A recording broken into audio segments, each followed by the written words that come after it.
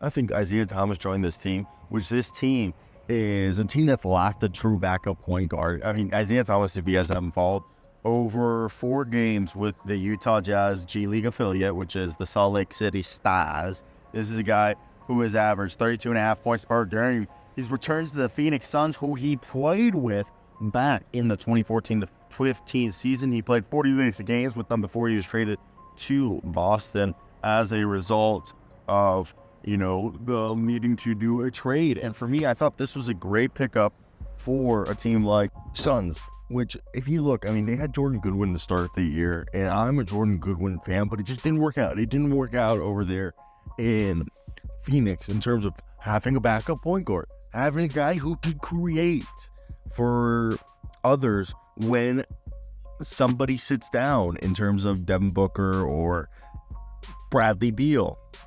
So, having Isaiah Thomas, I personally think, gives you a guy who, the fact that he put up that many points is absolutely ridiculous. I think it's crazy to see how, if you look at the Phoenix Suns, so for me, I think I look at this, and I do like it. First off, what are you getting with Isaiah Thomas at this point in his career? That's hard, because I'm not going to be the person who sits here and be like, well, he's going to be the best player ever. That's wrong. Okay? I think he's shown that he's still a quick guy and he can be a scorer. He's shown that even though he's 5'9", 185 pounds, he still has a tremendous amount of offensive skill and determination.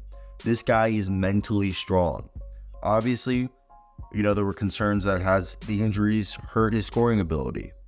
And he's still going to be the weakest link defensively because he's 5'9".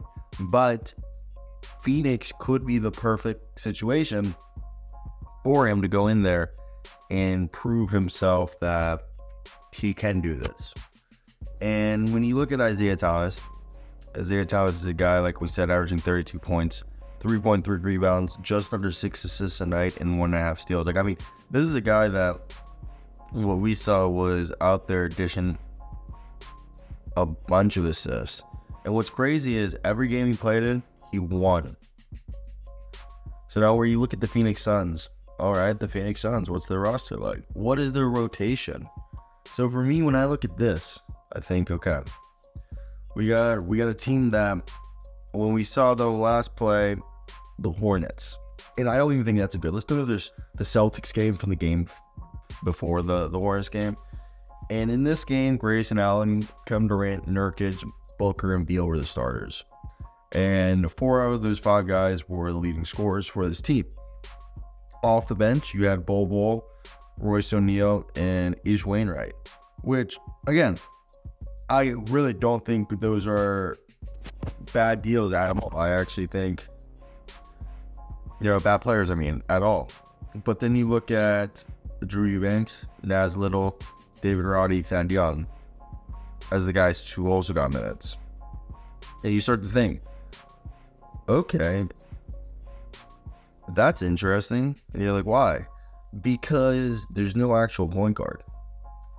Yep, Royce O'Neal kind of plays backup ball handler for this team. And I think it's interesting to see how they've been able to put together this squad, in the sense that, they put together a squad that has no point guard. So Jordan Goodwin was their backup point guard before they moved on from him. And since then, they don't have a guy who plays that role. Jusuf Nurkic, Booker, Beal, there are starters that usually pass. And then you have Royce O'Neal. And there's no problem with that. Royce O'Neal's been fantastic for them through, 15 games. He's averaging 8 points, 6 rebounds, 3.5 assists. And just doing Royce O'Neal things. But I think this is a team that would benefit from being a part of, having Isaiah Thomas be a microwave. Okay? And I think having him come off the bench and being a guy who can create for Bol, like, I think that's cool. Also, I did not know Royce O'Neal was a Pioneer. Yeah, he went to TU. Isn't that crazy? I don't know. I think what we're thinking with a guy like Isaiah Thomas, what's the realistic? Okay, when we look at this, whose minutes could he take? The minutes that he could realistically take, if we're looking at this, Royce O'Neal, Bol, I think, Bol can be volatile, but he's really been on a tear for them. And I think they kind of like him being their, like, weird microwave. And I know they have Eric Gordon, but Eric Gordon's a combo guard. I know he's out right now. So for me, I think when I look at this situation, I'm like, oh, it makes sense. And he can take Wish Wainwright, and he can be the eighth guy in the rotation. I think it works well because how much defense. Like, imagine lineups where it's Grayson Allen, Kevin Durant, Josip Nurkic, or maybe somebody else, and you're able to just attack repeatedly with Isaiah Thomas. And obviously, I think they have their bench is big enough and their starting lineup is big enough. There's enough spacing on the floor for a guy like Isaiah Thomas to have success. And yeah, I think that's the biggest thing in my opinion. I mean, when you look at this team and what you hope to happen is that Isaiah Thomas and these 2-day contracts, 10-day contracts lead to an actual deal. And if that can happen, I think there's a chance that we get to see Isaiah back in the NBA. I mean, basically, will this be like the Joe Flacco story? He comes in at the end of the year, wins Comeback Player of the Year just because of 6 games. But now, it's a cool story. It's one that I think if you're a basketball fan, you should follow because he's 5'9". Who wouldn't want to hear? Who doesn't want this story to work out? If you don't want it to work out, you're a masochist, in my opinion. You don't hope for the success of others. And isn't that sad?